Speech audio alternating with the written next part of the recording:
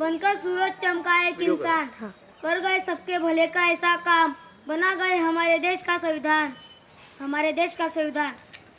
नमस्कार, माझे नाव श्रेयस विनोद मशाने आहे।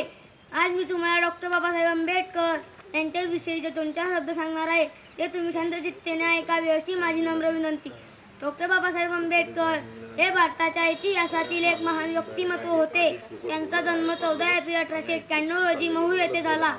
त्यांचे पूर्ण नाव भीमराव रामजी आंबेडकर, त्यांच्या वडिलांचे नाव रामजी मालोजी आंबेडकर, आईचे नाव भीमाबाई आणि पत्नीचे नाव रमाबाई उर्फ डॉक्टर सविता आंबेडकर असे होते। समाजातील विषमता दूर करून त्यांनी समानता प्रस्थापित करण्यासाठी त्यांनी आपले संपूर्ण आयुष्य वाहिले। डॉक्टर बाबासाहेब आंबेडकर हे भारताच्या संविधानाचे शिल्पकार होते। त्यांनी भारताला जगातील सर्वात मोठे आणि समतावादी संविधान दिले। त्यांची शिक्षणात गाठ रुची होती। त्यांनी कोलंबिया विद्यापीठ, लंडन स्कूल ऑफ इकॉनॉमिक्स येथून उच्च शिक्षण घेतले। समाजातील अस्पृश्यतेचा नायनाट करण्यासाठी त्यांनी बौद्ध धर्म स्वीकारला आणि लाखो अन्यांना समानतेचा मार्ग दाखवला।